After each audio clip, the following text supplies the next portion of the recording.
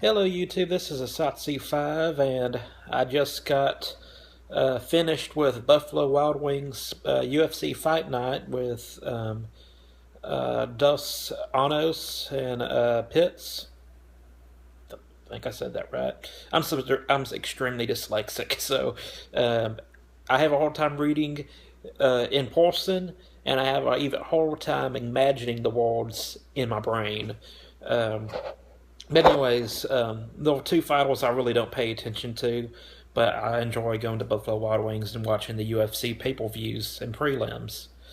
One of the side effects of that, though, is I drink a lot of tea. It's late at night, and I get pretty wild. So I'm not really sleepy right now, and I thought I'll make another random video. It's kind of on the same lines as my time travel video. It's random, not really significant. It's just my thoughts, and I usually have these thoughts when I have time to think to myself. Maybe I'm on a lawnmower mowing at work or something. But anyways, let's get to the video. You know, in the Mexico, Central America, South America area is known as Latin America. And I thought this was interesting. It's known Latin America because it has a lot of influence from Spain and Portugal, and they speak Spanish and Portuguese. And I think there was a country in South America that is influenced by the Dutch, but for the majority of it, it's Spain and Portugal influences. And I got to think to myself, how come we don't call Quebec Latin Canada? Of course, you could make the argument that Canada is part of North America, so therefore it'd be part of Latin America. But generally, Latin America is down in the south, and Canada is up north. So there's a big gap there, so you can't just group it up in one big group. But yeah, Quebec is the French-speaking part of Canada. So how come they're not Latin Canada? And then if you really want to go for, why not call the Portugal, Spain, France, and Italy Latin Europe? Those are all neo-Latin countries. Of course, you know that Rome pretty much ran the majority of the world, and their empire stretched from Britannia, or what's known as Britain, to um, the Middle East.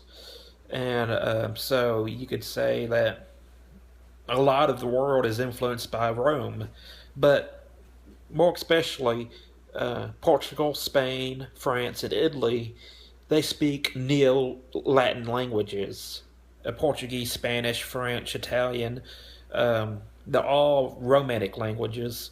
And if you compare the languages to each other, there's some words that are completely different. But if you look at them, there's some words that are very, very similar.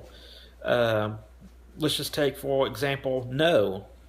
No in Spanish is no. No in Portuguese is no. No in Italian is no. And you could say English, no is no. But although Rome occupied Britain for a while, the majority of its influence is from the Germanic tribes of the Celts. I don't think they're Germanic; they're just Celts. But they're heavily influenced by the Celts, the Angles, and the Saxons. And I think it was. I'm not a history guy. I'm a history guy, but I'm not an expert.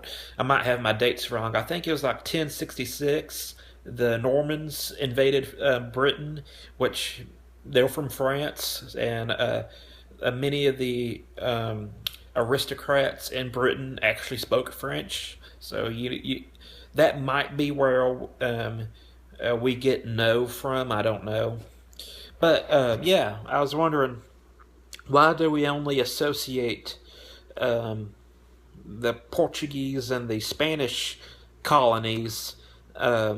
Latin in in the Americas, and I wonder why we don't refer to the countries in Europe as Latin Europe, or even the Philippines as Latin Asia.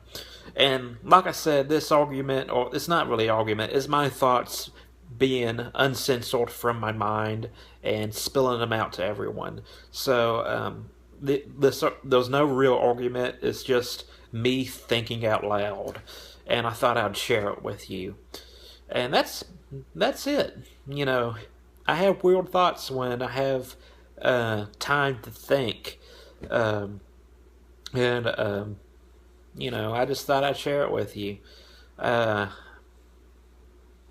I'm watching TV right now, waiting for this caffeine buzz to kill off. I must have drunk 2 pints of tea, um, and it was amazing. My waitress, she never let my um, cup get below, um, or my cup never got below 2/3 full. Like, I had my cup, I'll drink uh, um, maybe a fourth of it, or um, maybe I'll drink a third of it, and she would refill it. And I had a pretty good stream of fresh tea the whole time, and I felt compelled to drink it, and now I'm buzzed. So, buzzed in a legal way, and buzzed in a safe way. Um, I haven't really made a video on this. I'm getting off subject from the original video that I intended to make, but I don't drink a lot. I have a pretty uh, um, extensive booze collection. Most of them are miniatures. I'll try something, decide if I like it or not, and then I'll never drink it again. And if I do drink it again, I don't drink a whole lot of it. Uh, but every now and then I drink, but I never drink to get drunk. I've never actually felt drunk before, never had a hangover. Now, I did drink um, enough where um, I probably, you know, logically, I didn't feel right about driving. I didn't feel drunk, but I shouldn't have been driving.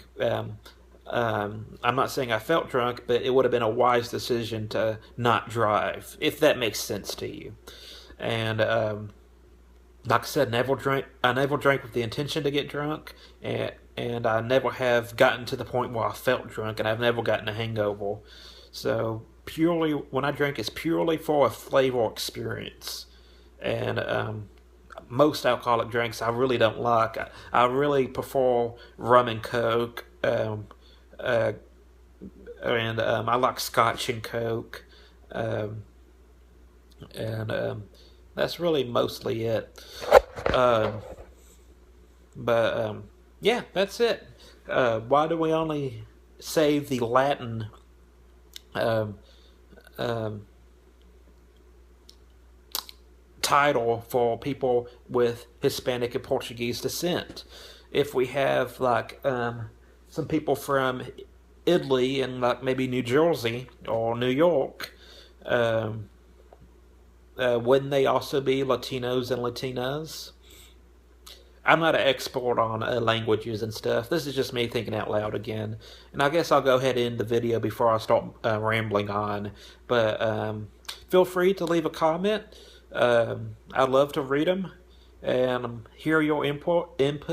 If you're from Latin America or Quebec or Europe, um, or if you're from New Jersey or New York and you have Italian descent, I'd be interested to hear what you have to say about that. And that's it. I'm a Satsu5, and I'm out. Real quick, I almost forgot to mention, this is a picture of where I was sitting on a table in the at Buffalo Wild Wings, and I was curious, could I get a ticket for sitting on the handicapped side of a table? It's an interesting thought. Probably not, but I thought it was funny, and I posted something on Instagram about it. And that's it. Hope y'all have a great day. I'm Satsu5, and I'm out.